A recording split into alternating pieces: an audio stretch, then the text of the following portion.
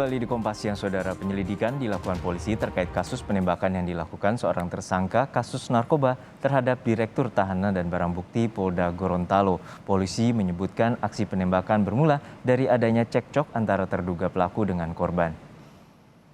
Dalam konferensi pers yang digelar Polda Gorontalo pada Rabu pagi, polisi menyebutkan kasus penembakan ini berawal dari permohonan terduga pelaku kepada korban agar bisa diizinkan pulang untuk menyelesaikan persoalan keluarga. Di rumahnya, terduga pelaku lalu cekcok dengan korban ketika diminta kembali ke tahanan. Marah karena ditampar, terduga pelaku lalu menembakkan korban dengan pistol rakitan miliknya.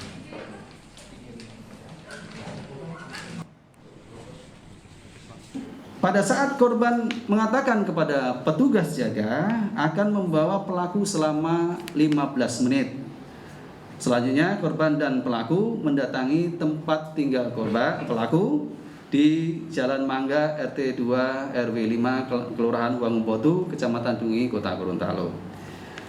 Selanjutnya sekitar pukul 4.00 RPY ini merupakan adik kandung korban yang berada di dalam kamar mendengar adanya suatu suara adu mulut di ruang tamu yang ternyata berasal dari suara antara korban dan pelaku. Pada saat adu mulut, AKBP Beni korban ini menampar dan menempeleng pelaku, dan pada saat itu pelaku meminta ampun dengan kalimat, "Pak Beni, ampun komandan." Setelah meminta ampun, pelaku membanting handphone milik AKBP atau milik korban. Melihat situasi semakin ribut, RPY, adik kandung si pelaku, pergi ke dapur untuk mengambil minum. Dan sekembali dari dapur, RPY melihat secara langsung bahwa pelaku menodongkan senjata api rakitan dan menembak korban sebanyak 1 kali yang mengakibatkan korban meninggal dunia. Sebelumnya, AKBP Beni Mutahir, Direktur Tahanan dan Barang Bukti Polda Gorontalo ditemukan tewas di rumah tersangka kasus narkoba dengan luka tembak di pelipis kiri. Korban meninggal Senin pagi di perumahan Asparaga, Kota Gorontalo. Kurang dari 2 jam tersangka narkoba yang diduga menembak korban kini ditangkap. Informasi lebih lengkap kita sapa jurnalis Kompas TV Hence Tumilar di Gorontalo. Hence, bagaimana kronologi tersangka ini bisa dibawa pulang oleh Direktur Tahanan dan Barang Bukti Polda Gorontalo, dan apa alasannya hingga diizinkan untuk pulang ke rumah? Baik Juno dan juga saudara, sebagaimana yang disampaikan oleh Kabid Humas Polda Gorontalo pada keterangan pers yang disampaikan pada sejumlah jurnalis di Gorontalo pada pagi tadi, bahwa korban awalnya menerima pengaduan atau pengaduan kepada dari tersangka bahwasanya ada persoalan keluarga yang harus diselesaikan di rumah pelaku atau tersangka. Dan saat itu pada Senin subuh sekitar pukul 3, korban dalam hal ini Dirtakti Polda Gorontalo AKBP Beni Mutahir mengiyakan permohonan tersangka dan kemudian mengeluarkan tersangka dan mengantar tersangka pulang ke rumahnya di perumahan Asparaga, Kecamatan Dungi, Kota Gorontalo.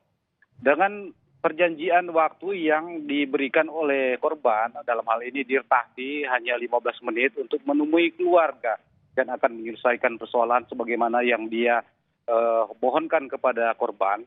Namun setelah 15 menit berlangsung atau bertemu dengan keluarga, saat korban atau Dirtakti akan mengajak tersangka ini untuk kembali ke tahanan, terjadi adu mulut, entah penyebabnya apa. Namun pada kesempatan itu menurut keterangan Kabid Humas Polda Gorontalo pada keterangan pers tadi, terjadi adu mulut antara korban dan pelaku, dalam hal ini tersangka yang memohon pulang kepada Dirtakti ke rumahnya. Dan dari adu mulut tersebut, korban dalam hal ini Dirtakti sempat menampar tersangka ini dan kemudian terjadilah cekcok dan berakhir dengan penodongan senjata api rakitan dan menembak kepala korban hingga meninggal dunia di tempat.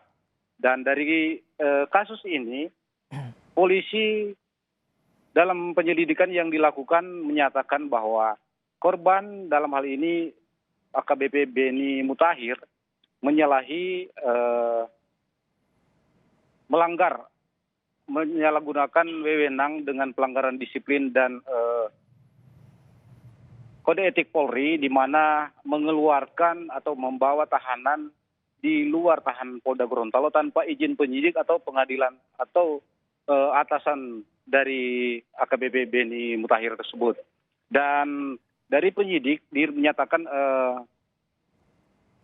korban ini melanggar kode etik Polri dan 7 anggota lainnya yang saat itu melakukan penjagaan di tahanan Polda Gorontalo.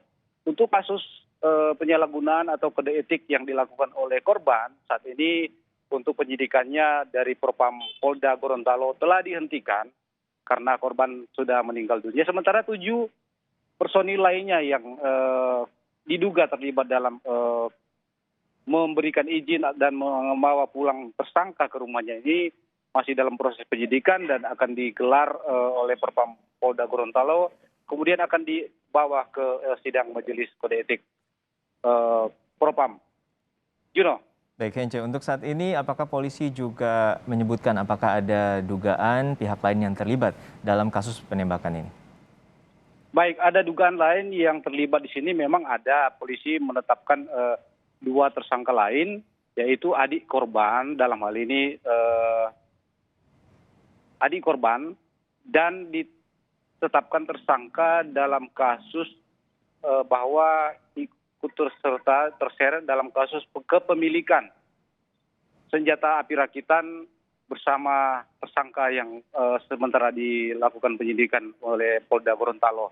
Dan adiknya ini ditetapkan tersangka atas kasus melanggar undang-undang darurat atas kepemilikan senjata api rakitan.